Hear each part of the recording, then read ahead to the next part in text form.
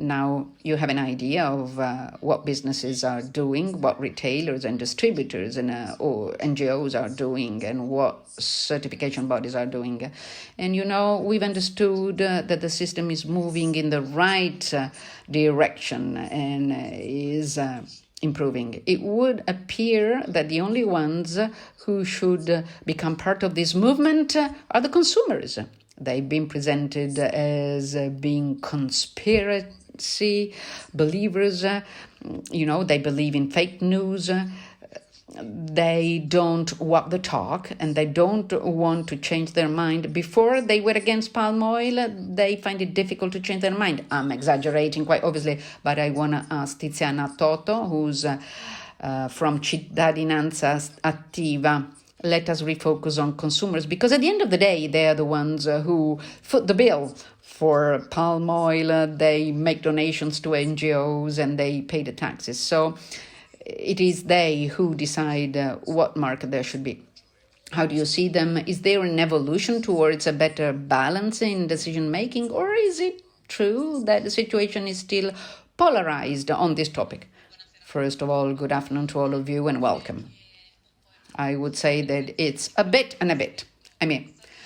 Compared to the past, there certainly is more awareness and more sensitivity vis-a-vis certain themes, and so there's more discernment when it comes to making a consumption choice towards responsibility and sustainability. But it's not like this for all. There is a varied situation, and the main drivers of change are the young. The young are the vectors of innovation and change, because it's very difficult to change habits. It's very difficult for a part of the population that has, time-honored habits. They've been pushed by consumerism. We're talking about the boomers. For sure, the level of information is not helpful because,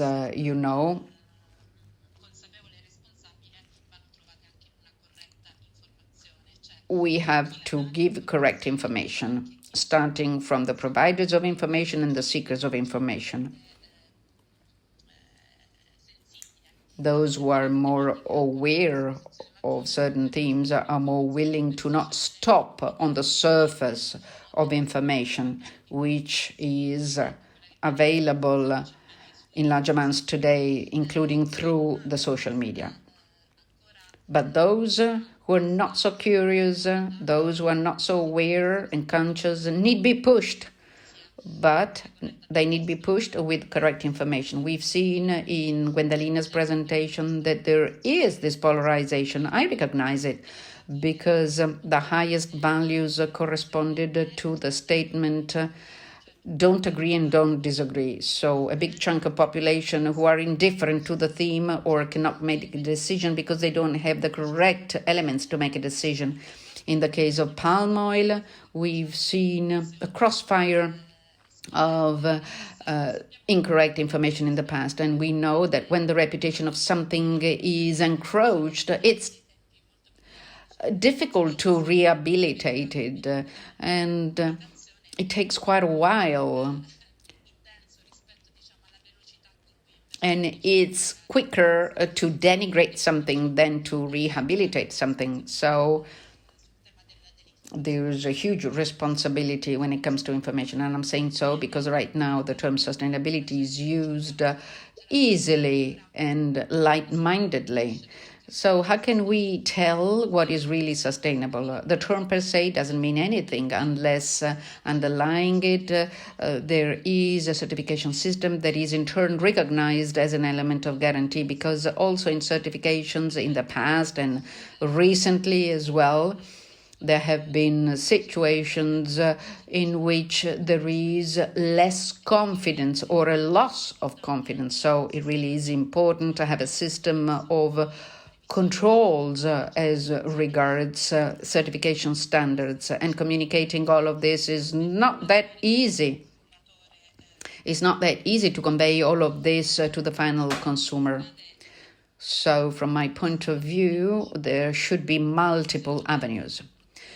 and in-depth communication, as well as education starting from the schools, school outreach in terms of correct nutrition and environmental policy, and then engagement and involvement of the civil society, like the associations, because they can be important drivers to communicate and raise the awareness on some themes.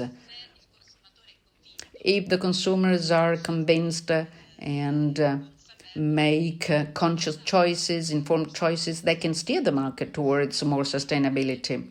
We vote with our portfolios, and so when we accredit products, we also orient and steer production and maybe also distribution. Since you also touched on retailers in Italy, and they do play a major role. They are the entry gate for consumers because consumers are shoppers.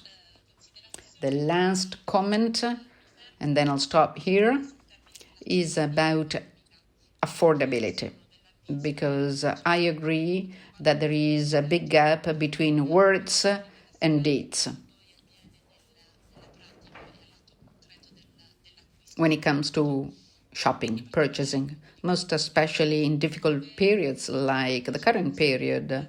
And today, price and cost do make the difference in terms of purchasing choices. And unfortunately, it may be that this turns the clock back as compared to the achievements.